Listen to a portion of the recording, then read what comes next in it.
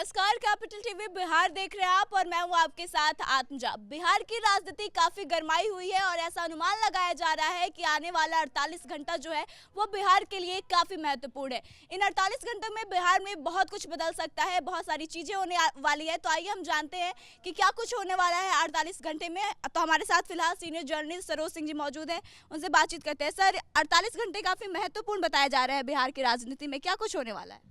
सारे चीज़ें ये अगले 48 घंटे में हो जाना है। देखिए 2020 का जो मैच होता है उसका जो अंतिम 2 ओवर होता है, तो आपको मान के चलिए कि बिहार की सियासत का ये 2020 जो मैच खेला जा रहा था उसका ये अंतिम 2 ओवर अब फेंका जाना है। आज 1 ओवर और 1 ओवर कल। तो आज की इस ओवर में क्या क्या हो सकता है, पहले हम इस पर चर्चा करेंगे। फिर कल के ओवर में क्या हो सकता है, अगर टारगेट पूरा नहीं हुआ तो क्या रन रेट और हाई करना पड़ेगा, इस पर हम लोग चर्चा करेंगे। फिलहाल चर्चा आज के ओवर की कि आज होना क्या है। देखिए कल भी हमने अपने दर्शकों को बताया था, कैपिटल टीवी बिहार के दर्शकों को, कि ये रात जो है भारी होने वाली है और सही मायनों में कल की रात बहुत भारी थी। रात भर कोशिश होती रही न केवल एनडीए की तरफ से बल्कि लालू प्रसाद की तरफ से कि किसका पलड़ा भारी हो जाए। क्योंकि दांव पर बिहार की सत्ता है, बिहार की सरकार है, तो कोई इसको खोना नहीं चाहता है। तो आइए पहले हम बताएं कि लालू प्रसाद की तरफ से क्या क्या प्रयास किया गया। तो लालू प्रसाद ने पूरी कोशिश की कि जो बहुमत का आंकड़ा है उसको हम पूरा करें, और जो हमारे भरोसेमंद सूत्र हैं वो बताते हैं कि लालू प्रसाद ने करीब करीब वो स्कोर हासिल कर लिया जो एक बहुमत के लिए हासिल होना है। उसका खुलासा लालू प्रसाद की टीम नहीं कर रही है, लेकिन हमारे सोर्स बताते हैं कि वो सेंधमारी जो लालू प्रसाद चाहते थे करने के लिए, वो सेंधमारी लालू प्रसाद ने कर ली है। और सही समय में उस शॉट को लालू प्रसाद खेलेंगे जब उसका सही समय आएगा।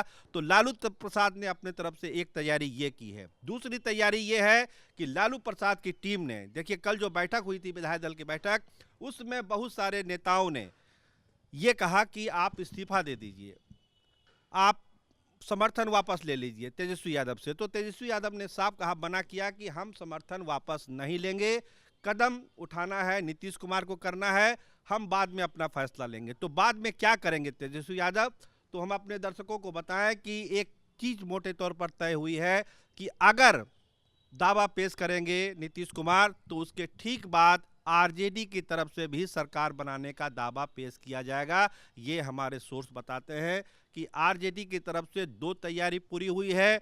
एक तो जो बहुमत का आंकड़ा है उसको पा लिया है लालू प्रसाद ने, और दूसरी जो कोशिश हो रही थी कि दावा किया जाए या नहीं किया जाए, इस पर भी अब क्लैरिटी है कि जैसे ही नीतीश कुमार अपना दावा पेश करेंगे सरकार बनाने का, आरजेडी की तरफ से भी सरकार बनाने का दावा पेश किया जाएगा। सर, तो जब दोनों तरफ से दावा पेश कर दिया जाएगा तो फिर सरकार किसकी बनेगी? सही कहा, ये सवाल उठता है कि आखिर सरकार किसको बनेगी। देखिए ये फैसला तो राज्यपाल को करना है कि किसको वो इनवाइट करते हैं नहीं करते हैं, तो राज्यपाल का विशेषाधिकार है। लेकिन हम बात करेंगे अभी कि तैयारी एनडीए की तरफ से क्या क्या हुई है।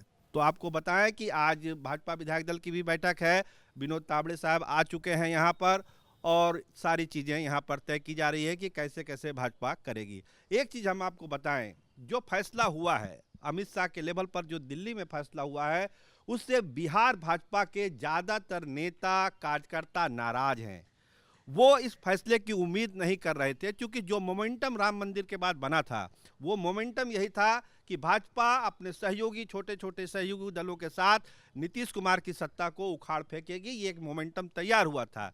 लेकिन जब ये फैसला हो गया तब भाजपा के नेताओं को, जो मीटिंग हुई थी उसमें भी भाजपा के बहुत सारे नेताओं ने कहा था कि नीतीश कुमार को साथ जाना ठीक नहीं रहेगा बिहार में। लेकिन कुछ चीज़ें थी, सब लोग सवाल करते हैं, आपने भी सवाल पूछा कि आखिर जरूरत क्या थी। भाजपा जब इतने हाई स्कोर पिच पर खेल रही थी तो उसको फिर नीतीश कुमार को लेने की जरूरत क्या थी। तो हम आपको, आप तो अंदर की बात करती हैं आत्मजा जी, तो अंदर की बात आज हम ब्रेकिंग न्यूज में ही बता देते हैं कि जो मीटिंग हुई थी अमित शाह के यहाँ, अमित शाह ने जो मीटिंग ली थी उसमें 2 चीज़ें थी।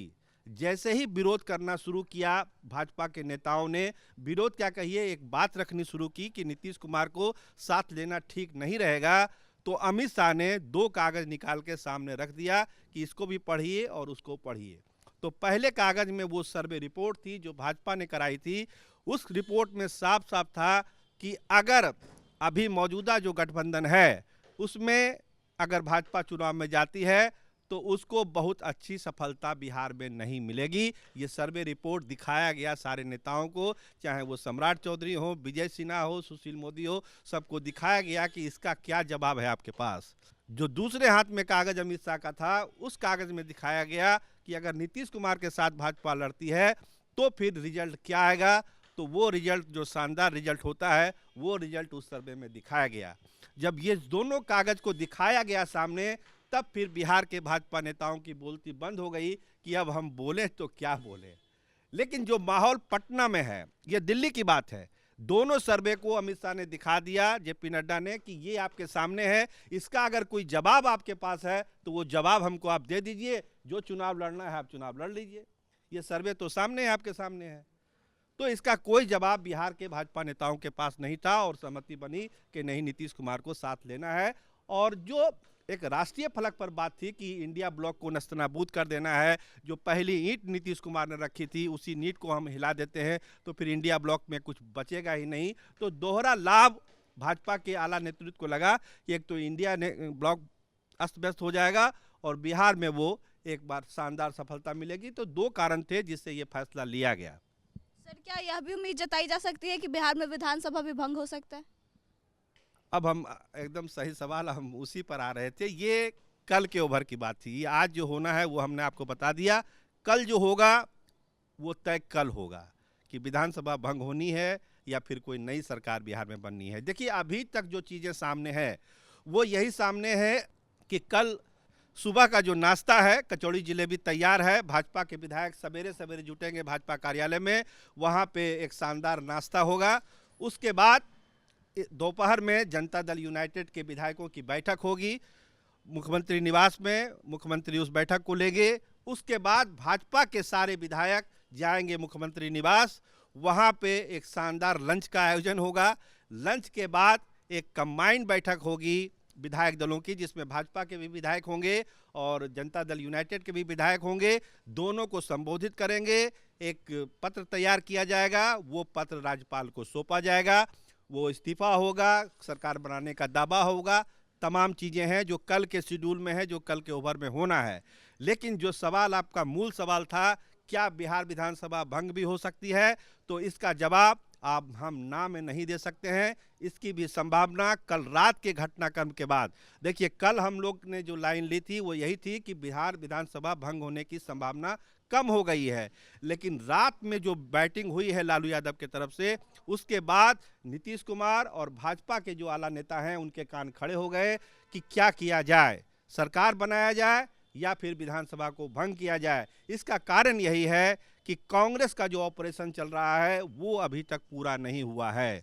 भाजपा के बड़े नेता और जेडीयू के बड़े नेताओं का साफ मानना है, एक आकलन है कि अगर हम कांग्रेस के विधायकों को अपने साथ नहीं ले आएंगे तो फिर विधानसभा में जब फ्लोर टेस्ट होगा उसमें दिक्कत होगी और लालू यादव अपना खेल कर देंगे, वहाँ पे सरकार, हमारी नई सरकार गिर भी सकती है। तो इससे बचने के लिए, इस फजीयत से बचने के लिए अच्छा है कि विधानसभा को भंग ही कर दिया जाए।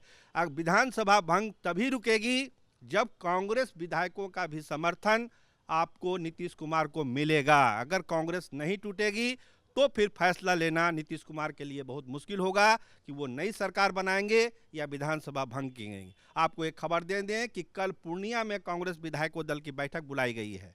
कांग्रेस के सारे विधायकों को पूर्णिया बुलाया गया है, लेकिन सवेरे से, कल रात से ही कांग्रेस के अधिकतर विधायकों के मोबाइल ऑफ हैं। आप मोबाइल लगाइए, कांग्रेस विधायकों का मोबाइल नहीं उठेगा, वो स्विच ऑफ बताया रहा। तो बहुत सारे खेल कल रात में हुए हैं। विधायकों को पूर्णिया बुलाया गया है, कितने विधायक पूर्णिया जाते हैं ये देखने वाली बात होगी, लेकिन नज़र कांग्रेस के विधायकों पर लगी हुई है। कांग्रेस अगर नहीं टूटी तो बिहार विधानसभा भंग करने का ऑप्शन भी नीतीश कुमार के सामने होगा। तो देखिए, बिहार की राजनीति में आने वाला 48 घंटा काफी महत्वपूर्ण बताया जा रहा है और 2-3 दिनों से सारी पार्टियों की तरफ से अपनी अपनी तैयारियां की जा रही है। और कल जो बैठकें हुई हैं उसमें एनडीए की तरफ से अपनी अलग तैयारियां की गई है और राजद की तरफ से भी अपने अलग स्तर पर तैयारी की जा रही है। वहीं दूसरी तरफ यह भी उम्मीद जताई जा रही है कि बिहार विधानसभा भंग भी हो सकता है। तो बने रहिए हमारे साथ और देखते रहिए कि बिहार की राजनीति में और कुछ क्या होता है। फिलहाल इस खबर में बस इतना ही। आगे की तमाम खबरों के लिए देखते रहे कैपिटल टीवी बिहार। धन्यवाद।